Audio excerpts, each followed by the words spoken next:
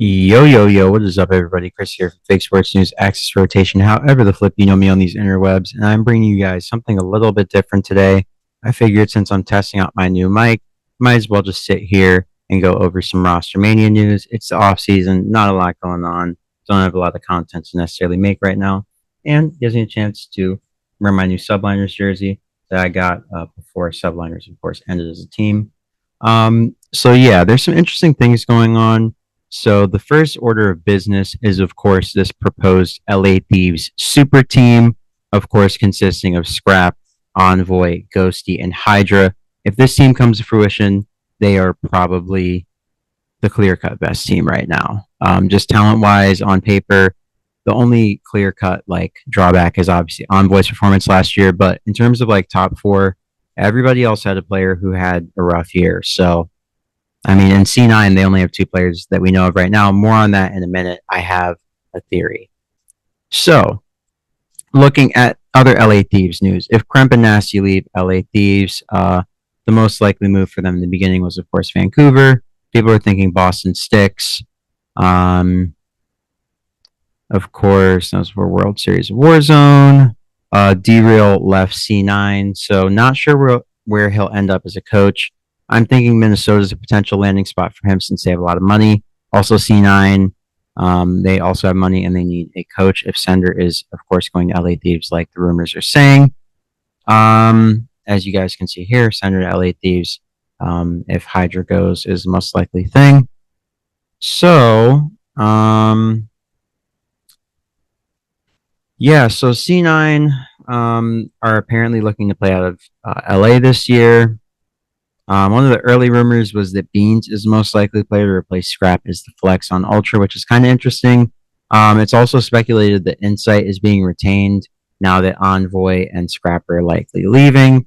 Toronto Ultra CEO Adam gave a statement. I will get to that in a minute. But yeah, so like I said a second ago, those two places are the most likely places I see derail ending up, either LA Thieves, Minnesota, or maybe C9. But C9 doesn't seem all that likely. Neither is LA Thieves, so Rokkr probably is best option right now. And sadly, Miles got laid off from the CDL team, so that really sucks. Hopefully something gets worked out. Maybe they renew his contract. Yeah, who knows? Sadly for me as a Faze fan, we let go of Tupac, our S&D coach. So there goes the coach on the move again. He was the coach of the Huntsmen, helped to transform their S&D when it didn't look so solid at the beginning of MW. And then he came over to the Atlanta Faze side during Cold War, and he's been there ever since. They've been the number one S&D team ever since. So, Scrap and Envoy to LA Thieves is all but confirmed as of right now. So also another thing that came out in this time frame was that the LA Guerillas were looking to sell their spot to Gentlemates. Of course, that's the team that's owned by Gotaga. More on Gentlemates in a second, but getting back to roster mania things, Optic apparently asked their players to take a pay cut. If you guys have been in the loop of what's been going on recently, Optic did have a round of layoffs, sadly. So money in esports and just around the world is kind of drying up. We're kind of in a little bit of a recession right now, if you didn't know. So everybody's losing money in the general gaming space, esports, everything. People are getting laid off across the board.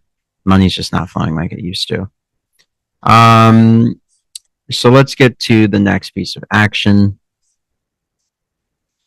So Vancouver are looking to potentially sign Hixie and Nasty or Kremp, whoever goes. It's also thought that Nasty, Hixie might be going to Ultra.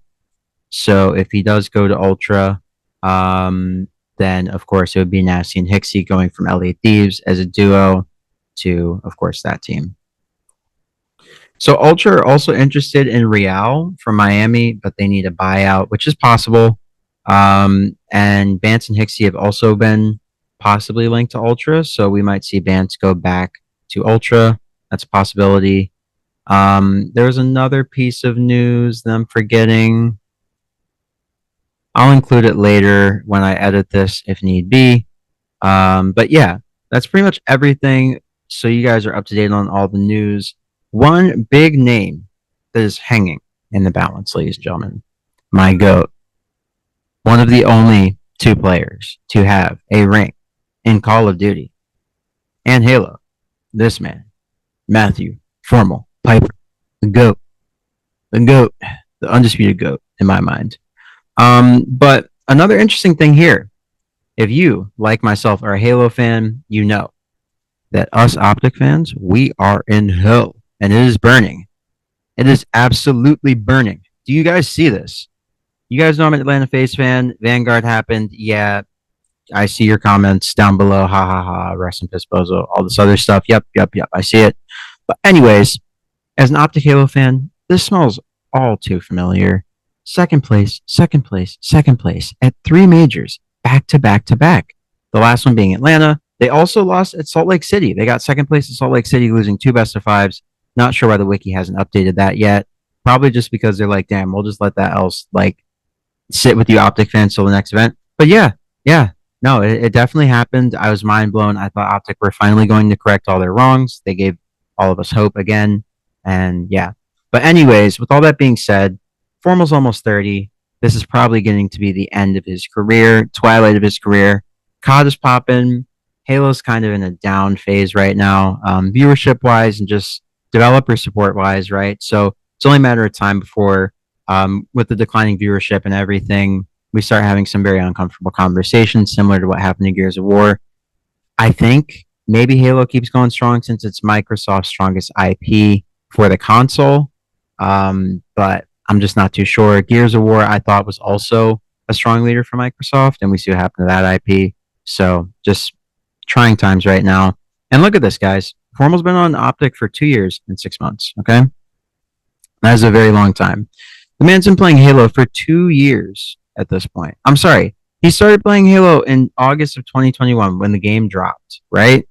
So, I mean, the guy's been playing Halo for 3 years. I'm a Halo player. I started, like, my esports journey started with Halo. Yeah, we're not in a good spot right now. Not like it used to be. So, you know, I do see potential for Formal to maybe come home to Call of Duty. I'm not necessarily saying he goes to Optic because that team did just win a world championship. And why would you chalk that, like, built-in chemistry of a world championship squad, adding in an aging player? He's my favorite player of all time, but it has to be said, he's 29. You know, the league is ultra competitive. You have Shotzi, Pred, Kenny, and Dashy. That team is nasty, and any team you send one of those guys to is going to get significantly better. They're all superstars. They're world champs. So, with that in mind, I think C9 have an opportunity to do something very, very, very interesting. As we know, of course, Hydra and Sib have moved on from C9. The only two players that we know that they possibly have retained are Hydra and Skyz, Kismet and Skyz. But also, let me pull up this tweet real quick. Give me a second on the tweet. So basically what I'm thinking is they have a very good opportunity on the C9 side to maybe pick up a player of Formal's caliber. Look at this. Okay, so reading what Jack said, it's been a complex offseason. I plan to fully keep the roster for next year, but the players have asked for changes. I'm doing my best to accommodate their asks while building a team of players that want to play together. I'm not looking to make a cash grab and I'm willing to spend. I'm not going to force players to play where they don't want to be. So to me, that says that the 4 players on New York, well, I guess now LA C9 or C9 LA. So they're scrapping the C9 New York branding. So whatever. That's another topic for another video. But anyways, it looks like Jack is willing to spend. And since Kismet and Skyz are still on the team, it looks like those two want to play together. Now, you guys might be asking, where does Formal come into this? Why the hell are you bringing up Formal? What is his link to C9? Why would he not just play for Optic? So I will explain in order, right? So looking at this, right? He's been on Optic Halo for 3 years. Presumably, Formal has the biggest salary on that team. And looking at how big of a superstar Lucid has become, his salary is probably comparable, right? Trippy's salary, probably not that crazy. Same with, of course, Penguin or what's his name now? Dead Zone. I'm sorry. And yeah, I think Formal salary is probably pretty decent considering he's always been a blue chip player for Optic. He's a big personality. And those guys, they just, you know, they're going to get their due, right? Hector's going to take care of his guys. That's how Optic is built. It's a player first org. That means the Formal's probably getting a lot of money, right, for his contract in Halo. or whatever he wanted to do. If Formal wanted to do underwater basket weaving, he'd probably get a great contract from Hex because that's just how Hex is. He takes care of his players, and he's just a man of integrity like that. So, with that in mind, and the layoffs recently, I think that realistically, if Formal wants to get back into COD, he's going to say, okay, I'm not going to necessarily keep collecting this bag from the Optic Halo team forever. The writing's on the wall with Halo. This team might dissolve. I think my next best move is probably going back to COD. But I don't know that Optic necessarily has the money to pay Shotzi, Dashy, and Formal level salaries. So that leads me to an interesting point, guys. And bear with me. Maybe this is crazy. Maybe you guys see where I'm going. But I'm linking the dots. I'm connecting the dots because this LAT super team thing came out of nowhere. And I'm just trying to stay loose with it and stay abreast of the next possible curveball that could be thrown our way during this roster mania offseason. I'm not sure who the fourth would be. Maybe I'll think of it in post and I'll put a link here or I'll edit something in and you'll hear, hey guys, it's me in post. But yeah, as of right now, I'm just thinking Formal, Skyz, Kismet, and looking for four, they could definitely lure a very strong fourth. I don't know who the sub would be. Maybe Joe Deceives, maybe somebody a little bit more experienced, but I think they could get a very solid fourth. So back to what I was saying about COD. So let's look at this, guys. Formal, of course, last played for Optic Chicago, famously, right? But if you're an OG like I am, if you go back to the early days, of course, of the CWL, the Black Ops 4 days, Formal played for Luminosity Gaming. And who in the blue hell was on this team with him? None other than Caesar Skyz Bueno. Okay? He also played with Brack, Gunless, John, and I believe Classic at one point. But Caesar was on that team. Skyz, who's currently on New York C9, was on LG.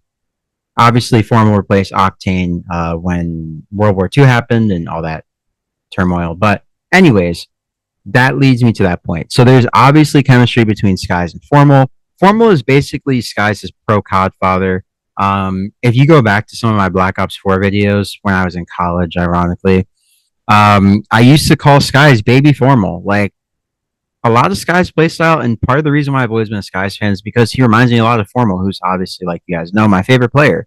So, with that being said, their chemistry is amazing. If you guys remember, Skyz is the one who made Formal a super troll. When he came back to Optic and he was a super troll, that was Sky's influence. So, these guys are very locked in. They're very tight. Formal has a lot of respect for Kismet. I've heard him talk about how much he respects Kiz's game. I feel like he'll probably want to play with him. And, you know, if Formal's on that team with those two guys, who he has a lot of respect for, and he has made it clear he's only coming back to COD if he can find a really solid team. And, you know, the conditions are probably not great for him going back to Optic. Like I said, Dashy, Shotzi, and Formal's contracts are going to be fat. You have to imagine. Hector takes care of his guys. And, you know, we're in a recession. I mean, it is what it is. They just had to lay people off. I'm sure he would want to satisfy all of those salaries, but someone would have to take a pay cut. And I don't see Formal leaving a good situation in Halo, knowing that the money's kind of messed up in his org, and there's less money for everybody in that pool, and not just going to another pool, right? That just makes sense from a salary perspective. Him knowing how things are going in the org at a high level, I see him just leaving. If all else, if Halo doesn't go well, now that's if he doesn't win the World Championship. If Optic Halo wins the World Championship, I don't know what the hell happens. But as it's said right now, Legend and Bound, oh my God. There's nothing that those two guys can't do on the map. And Stellar, dude, that guy might get another MVP. When he got MVP last year, I was kind of yeah. I mean, Stellar was a one-man army last year. That guy was a monster. So, you know what? I could definitely see a world where Optic Halo does not win Worlds this year. If they bomb out and, let's say Faze knocks them out round 1 or something unfortunate, round 2 knocks them down to losers, and they just fall apart, I could see Formal absolutely dipping, coming back to COD, and then signing with a new team because of the Optic money situation. Now, last thing I want to talk about, this video is getting pretty long, but the CEO of Toronto Ultra did come out and release a statement, and mad respect to Adam for what he said here. Basically, to give you guys a TLDR, he said that they've always tried to deliver the best roster for the fans. They've always tried to do right by us in the space and by the players. And that's why they wanted to be flexible in the way that they gave the players buyouts, which is why they allowed Scrap and Envoy and Insight and CleanX to explore all their options, and also subsequently why we saw the buyout for LA Thieves getting scrapped, and of course Envoy getting lowered so they could get the deal done and the players could end up where they would end up being happy. So yeah, this is great from Adam. Also great from the head of C9, that of course being Jack, being so transparent on what happened with the team, where things broke down, and where we are in the process. So, with that being said, I think we are indeed rife for some Matthew Formal Piper back in the Call of Duty League, ladies and gentlemen. But if you guys think that I'm a crazy, crazy, crazy man, let me know in the comment section down below. Yeah, let me know what you guys think. Is this on point? You think Formal goes to C9? Do you see him going to a team like Rokkr?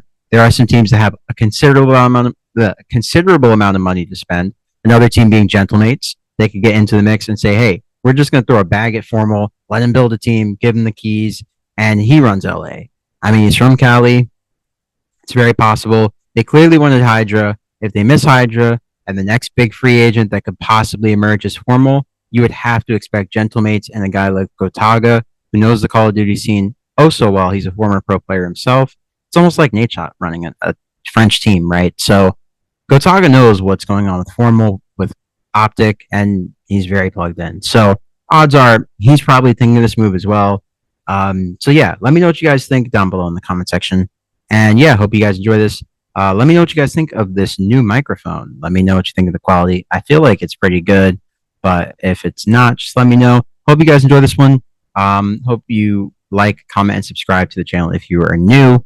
And be sure to, I guess, come back soon. Like, make sure to stay subbed because I don't know when I'm going to release my next piece of content because it's going to be a long off season, excuse me. But there's more content to come. See ya, guys. Catch you later. Peace.